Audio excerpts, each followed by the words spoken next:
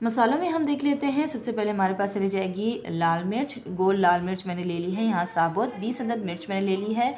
उसके साथ ही मेरे पास है नमक, 1 टेबल स्पून मैंने लाहौरी नमक ले लिया है, आप हस्ब ज़रूरत इस्तेमाल कर सकते हैं। ज़ीरा है साबुत मेरे पास 1 टेबल स्पून, साथ ही साथ धनिया है साबुत मेरे पास 1 टेबल स्पून। दालचीनी के 2 टुकड़े मैंने यहाँ ले लिए हैं। मेरे पास ये छोटे टुकड़े थे तो मैंने छोटे छोटे टुकड़े ले लिए हैं। अगर आपके पास 2 बड़े टुकड़े हैं तो आप दोनों ले सकते हैं।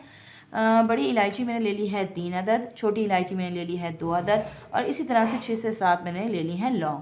अब ये सारे मसाले हमारे चले जाएंगे हमारी ज़बरदस्त सी चिकन के अंदर। बिस्मिल्लाहिर्रहमानिर्रहीम।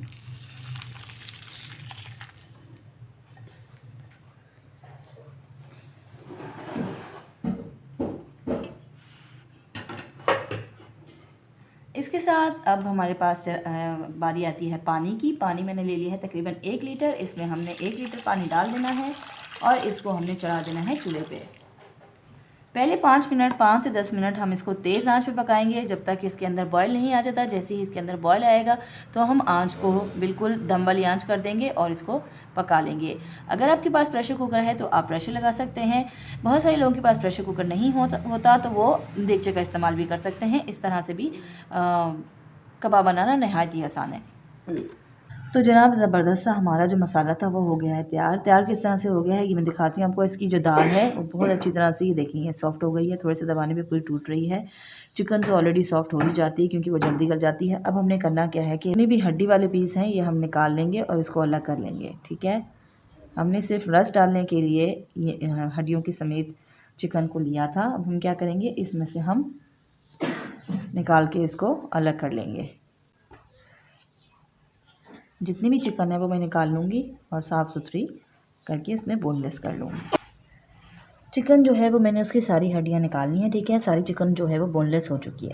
अब हमने क्या करना है कि इसके अंदर से हमने ये जो काली इलायची है, हमने बड़ी इलायची डाली थी, ये हम निकाल लेंगे। इसकी अब हमें ज़रूरत नहीं है। जो इसका हमने जायका लेना था वो हमने ले लिया है। ठीक है, इसी तरह से जो ये तीनों बड़ी इलायची मैंने इसमें से निकाल ली है।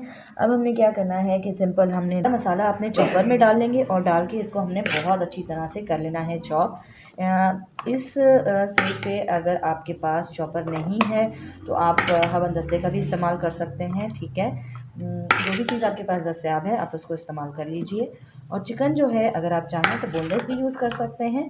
ठीक है, मैं तो इसलिए बोन्स के साथ यूज़ की थी क्योंकि बोन्स का इसमें बहुत अच्छी तरह का जो फ्लेवर इसके अंदर बच जाता है वो आता है। आप अगर बोनलेस यूज़ करना चाहते हैं तो आप बोनलेस इस्तेमाल कर सकते हैं। अब जो है वो मैं सारे बैटर को इसी तरह से इसमें डाल के और पीस लूँगी। मसाला हमारा ज़बरदस्त सा पिस चुका है। देखें आप, बहुत अच्छी तरह से पिस गया है, बहुत बारीक और बहुत अच्छी तरह से। अब हमें इसमें क्या डाल लेना है, नेक्स्ट स्टेप में हमने डाल लेनी है इसमें धनिया बहुत अच्छी तरह से चॉप करके डालिएगा।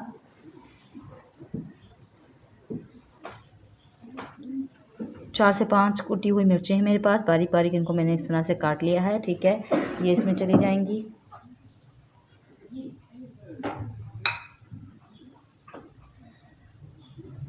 एक अंडा चला जाएगा।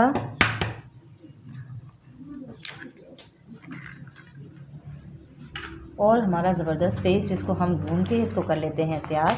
अब हमने फ़ाइनल क्या करना है कि फ़ाइनल हमने इसकी बना लेनी है टिक्कियाँ। पहले इसको अच्छी तरह से हमने हाथों की मदद से फुल मिक्स कर लेना है ताकि हमारा बैटर जो है वो बहुत अच्छी तरह से तैयार हो जाए और बहुत अच्छी तरह से ज़बरदस्त हमारी टिक्कियाँ बन के हो जाएँ तैयार। अच्छी तरह से हाथों की मदद से आपने इसे गूंदना है। ज़बरदस्त हमारा मिक्सचर हो चुका है तैयार। ठीक है, अब हमने क्या करना है कि हाथों की मदद से, अगर आपके पास सांचा है तो आप सांचा ले सकते हैं, अगर आप हाथों की मदद से बनाना चाहते हैं तो आप हाथों की मदद से बना सकते हैं। ये देखें, इस तरह से हमारा जो एक शामी है वो बन के हो जाएगा तैयार। साइज़ जो है वो आप टोटली आपके ऊपर डिपेंड करता है कि आप साइज़ कितना रखना चाहते हैं। अगर बड़ा रखना चाहते हैं तो बड़ा साइज़ बना लीजिए, वरना ये जो है एक स्टैंडर्ड साइज़ है, इसके बना लेते हैं हम शामी कबाब चिकन के ज़बरदस्त से। और अब मैं इस पूरे बैटर के बना लूँगी कबाब और फिर मैं आपको दिखाती हूँ कि हम इसको फ्रीज़ कैसे करें। हमारे सारे कबाब बन के हो चुके हैं तैयार और ये जो है वो फ्रीज़र में जाने के लिए रेडी हैं। इनको मैं फ्रीज़र में रख दूँगी और तकरीबन 1 दिन बाद जब ये अच्छी तरह से पूरे फ्रीज़ हो जाएंगे तो मैं इनको निकाल के पैकेट्स में डाल दूँगी। और इस तरह से मेरी जो रमज़ान की आधी से ज़्यादा तैयारी है वो कंप्लीट हो चुकी है। आपने जो है वो मुझे फ़ीडबैक ज़रूर देना है कि आपको मेरी रेसिपी कैसी लगी। फिर मिलेंगे किसी नई रेसिपी के साथ, तब तक के लिए अल्लाह हाफ़िज़।